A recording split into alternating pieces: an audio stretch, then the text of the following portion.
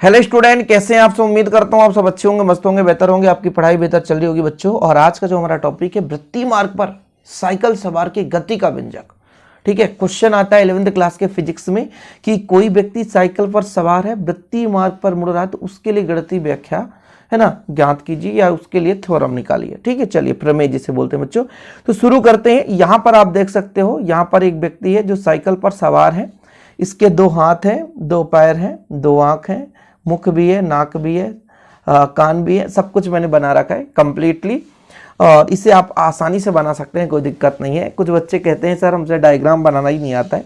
देखो 2 कॉपी हमने बुक जैसे बना दिया है, सिंपल है। ये हमारा ये जो दो वक्र दिख रहे हैं ना, ये बताता है कि वृत्तीय सड़क है। जैसे देखो वृत्तीय सड़क मुड़ रहा है ना व्यक्ति, इसलिए वृत्तीय सड़क हमने बना दिया कि हाँ व्यक्ति मुड़ रहा है।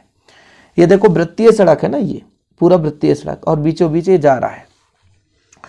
जब व्यक्ति ये मुड़ेगा भाई साहब, तो इस पर कई बल कार्य करते हैं। वो मुख्य रूप से कौन कौन से हैं? तो एक बल तो सिंपल है। देखिए जब हम साइकिल को चलाते हैं, तो साइकिल का जो पहिया है वो जमीन के बीच एक घर्षण बल लगाता है। सिंपल, सबसे बड़ी बात। यदि घर्षण बल ना लगा, व्यक्ति की बात नहीं कर रहा हूं, पहले मैं साइकिल के पहिए की बात कर रहा हूं। इसी घर्षण बल के कारण जो साइकिल है वो जमीन पर फिसलता नहीं है या सड़क पर फिसलता नहीं है। तो यहां पर साइकिल पर मैं बात कर रहा हूं, साइकिल और जमीन के बीच एक घर्षण बल लगता है। सिंपल है, बिना घर्षण के तो कुछ संभव ही नहीं है।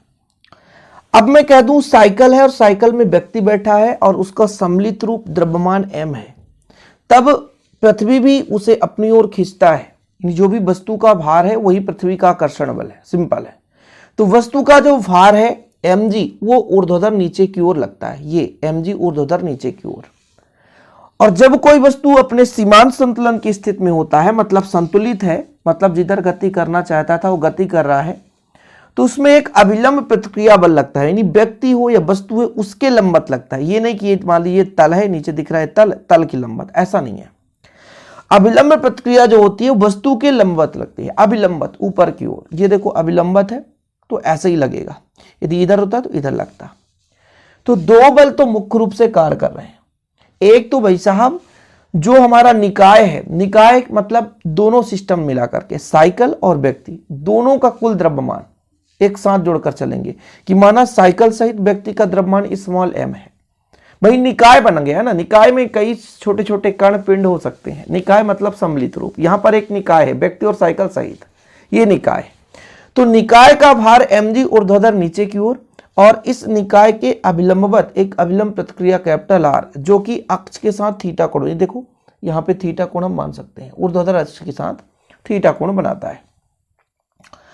अब बात रही कि इसको दो घटक में कैसे वियोजित करेंगे, बड़ी समस्या हो गई। तो जैसे यहां पर थीटा है बच्चों, वैसे यहां पर हम थीटा बना दें। क्या कोण? थीटा। तो यहां पर जो कोण बनने वाला है वो थीटा बनेगा। सेम कोण बनेगा, जो यहां पे बनेगा वो यहां पर भी थीटा बनेगा। और थीटा के सामने वाला जो भुजा है इसको ऐसा खींचे तो ये लंब कहलाएगा। और लंब को हमेशा साइन से डिनोट करते हैं। मतलब r को दो घटकों में वियोजित करेंगे, जो ये वाला भाग होगा वो r sin थीटा होगा। तो इसको हम लिख दिए r sin थीटा। कोण के सामने वाली भुजा लंब है बच्चों, और ये जो सबसे बड़ी भुजा ये कर्ण है, कर्ण हमारा r है तो r रहने दो। अब यहाँ पे ये जो वाला भाग है ये आधार है, आधार को हम cos थीटा से डिनोट करते हैं। इसलिए तो हमने कहा कि r जो है टेढ़ा है, भले ही इसके लंबवत है लेकिन टेढ़ा है क्षैतिज तल से। इसको दो घटकों में वियोजित कर दिया। एक r sin थीटा जो हमारा क्षैतिज दिशा पे है, देखो यानी पृथ्वी के समांतर क्षैतिज दिशा में। एक r cos थीटा जो कि पृथ्वी के अभिलंबत है, और एक ऊर्ध्वाधर दिशा में। दो घटक है। ठीक है, इतने बल कार्य करते हैं, कुछ भी नहीं। थोड़ा समझ लो, बहुत ही सिंपल है यार, ये थ्योरम बहुत ही सिंपल है। कोई भी थ्योरम लगता है बहुत कठिन है, लेकिन वास्तविक रूप से उतना कठिन होता ही नहीं है, बहुत सिंपल है। अच्छा, एक चीज और समझो। जब हम किसी वृत्तीय सड़क पर या वृत्तीय मार्ग पर अंदर की ओर मुड़ते हैं, मतलब मुड़ना तो पड़ेगा, तो भाई अंदर की ओर एक बल कार्य करता है जो अभिकेंद्री बल लगता है। तो हम इस प्रकार से बनाए हैं पथ को, यानी केंद्र इधर हो और इधर जो बल है r sin थीटा है। देखो जरा, ये जो हमारा वृत्तीय सड़क दिख रहा है इसका केंद्र इधर है। भाई व्यक्ति किधर झुकेगा? जिधर ढलान होगी, जिधर वो मुड़ रहा होगा तो केंद्र की ओर झुकेगा। ठीक है, बाहर तो झुकेगा नहीं, अभिकेंद्री बल के कारण। तो ये जो अभिलंब प्रतिक्रिया आर है, इसका जो आर साइन थीटा वाला घटक है, मतलब आर साइन थीटा जो क्षैतिज दिशा में है, ये वस्तु को अभिकेंद्री बल प्रदान करेगा। मतलब आर जो साइन थीटा है वो अभिकेंद्री बल प्रदान करेगा, और जो अभिकेंद्री बल होता है mv²/r। ये चीज आप समझो। और जो आपका ऊर्ध्वाधर घटक आर कॉस थीटा, देखो आर कॉस थीटा ये संतुलित रखता है। तो जितना भार नीचे, ये जो mg भार नीचे है, यानी एक प्रकार से ये बल है, उतना ही आर कॉस थीटा घटक ऊपर की ओर बल लगाएगा, मतलब संतुलित रखेगा। मतलब आर जो कॉस थीटा ऊर्ध्वाधर है, ऊपर की ओर जो निकाय है वो mg भार को संतुलित करेगा। इतना समझ गया, तुम्हारी ये थ्योरम कंप्लीट। कुछ है ही नहीं भाई साहब। हमने कहा कि मान के चलते हैं बच्चों, एक साइकिल सहित द्रव्यमान, यानी निकाय का जो द्रव्यमान है, व्यक्ति का द्रव्यमान साइकिल सहित m है, और ये जो जिस वृत्तीय सड़क पर मुड़ रहा है, घूम रहा है, उसकी जो त्रिज्या स्मॉल r है, मान के चलता हूं यहां से त्रिज्या होती स्मॉल r होती, जहां पे व्यक्ति है वहां से त्रिज्या स्मॉल r है।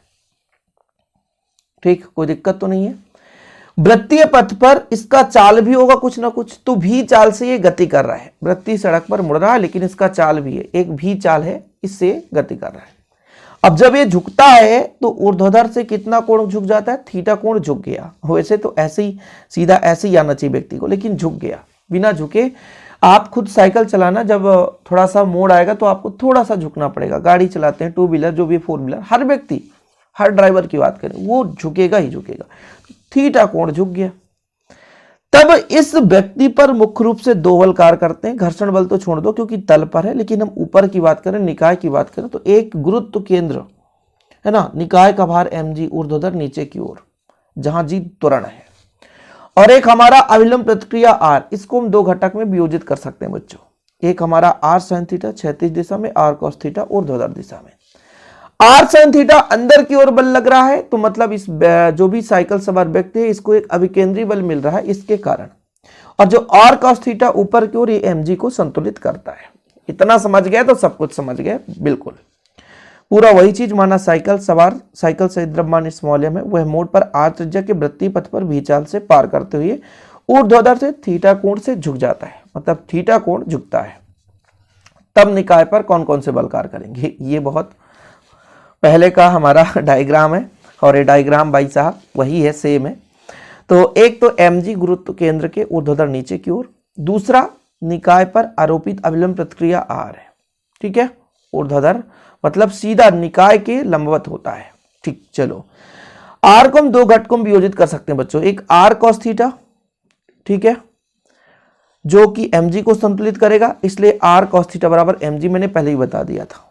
यहाँ पे डायग्राम आप देखो, ये जो mg है ये r cos थीटा एक दूसरे को संतुलित करेगा। दूसरा जो r sin थीटा है बच्चों, ये जो r sin थीटा है ये पूरे उपकरण को अभिकेंद्री बल प्रदान करता है, और अभिकेंद्री बल का फार्मूला होता है mv²/r। क्या होता है, mv²/r। अब आपको दो फार्मूला मिल चुका है, वो कौन कौन सा दो फार्मूला है, तो एक फार्मूला आपको मिला r cos थीटा बराबर mg, इसको आप समीकरण 1 दे दिए, और एक जो r sin थीटा है ये अभिकेंद्री बल प्रदान करता है mv²/r, समीकरण 2 दे दिए।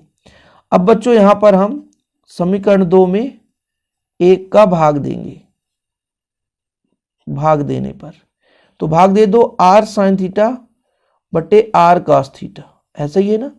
इधर mv²/r है बटा mg है। देखो r से r काट दो, साइन बटा cos का होता है tan थीटा, क्या होता है tan थीटा। यहां m से m काट दो तो कितना बचेगा, v²/rg। यही तो है, सिंपल है, यही थ्योरम है, इसके अलावा कुछ व्यंजक करना ही नहीं। यहां से आप कुछ निकाल सकते हो कि कोण कितना होना चाहिए तो वेग अधिकतम हो, सही है कि नहीं। तो यहां तक आप स्क्रीनशॉट ले सकते हो सिंपल तरीके से। अब यहां से एक दो निष्कर्ष निकाले जा सकते हैं जो आपके बुक में भी होंगे बच्चों, कि जैसे मान के चलता हूं कि किसी व्यक्ति को सुरक्षित पार करना है, तो इसका झुकाव ज्यादा नहीं होना चाहिए। पता चला ये ज्यादा झुक जाए तो वहीं पे लूट जाए, तो इसका झुकाव कम होना चाहिए। यदि कोई व्यक्ति सुरक्षित पार करना चाहता है तो उसका झुकाव कम होना चाहिए। ये व्यक्ति है सुरक्षित पार करना चाहेगा तो इसका झुकाव कम होना चाहिए। तो जब यदि ये झुकाव कम हो मतलब थीटा का मान कम हो, और थीटा का मान कम होने का मतलब ये है, यहाँ पर सीधा रिलेशन है भी से, बेग से, यानी बेग यदि बढ़ेगा तो थीटा बढ़ेगा, मतलब बेग भी कम होना चाहिए। ठीक है, ये देखो सीधा है ना, नीचे वाला क्या है, बढ़ जाए, त्रिज्या बढ़ा दो, जितना ज्यादा वृत्तीय मोड़ होगा उतना ही सुरक्षित पार होगा। अचानक आपको टर्न होना हो तो आप गिर जाएंगे। कहने का मतलब यदि किसी व्यक्ति को सुरक्षित ढंग से पार करना है उस वृत्तीय सड़क को मोड़ पर, तो फिर आपको क्या ध्यान में रखना पड़ेगा, वेलोसिटी कम करना पड़ेगा, वेग कम करना पड़ेगा। यानी आप चल भी रहे हैं तो थोड़ा सा टर्न आए तो वेग कम कर लो, यदि तेज वेग से चल रहे हो तो फिर हो सकता है दिक्कत हो जाए। ठीक है, साथ में यदि यहाँ पर रास्ता बनाने वाले के लिए कल को आप इंजीनियर बन जाओ तो फिर आपको क्या ध्यान में रखना है कि जो मोड़ है वो अचानक टर्न नहीं होनी चाहिए, थोड़ा सा आप ज़्यादा टर्न दे दो उसमें, भले ही ऐसा नहीं कि अचानक आप उसको मोड़ दो, थोड़ा सा लंबाई चौड़ाई बढ़ा करके थोड़ा उसे टर्न ज़्यादा दो, तो क्या होगा, आर का मान, त्रिज्या का मान बढ़ेगा तो ऑलरेडी कोण का मान कम हो जाएगा, तो व्यक्ति नहीं गिरेगा भाई साहब। तो यहाँ तक करना और निष्कर्ष लिखना होगा तो लिख देना जो मैंने बोला है। उम्मीद करता हूँ आज का जो भी सेशन था वो समझ में आया होगा। वीडियो पसंद आया तो लाइक करके शेयर करिएगा और आप लोग स्क्रीनशॉट लेकर के तैयार करते चलें। जय हिंद बच्चों, वंदे मातरम।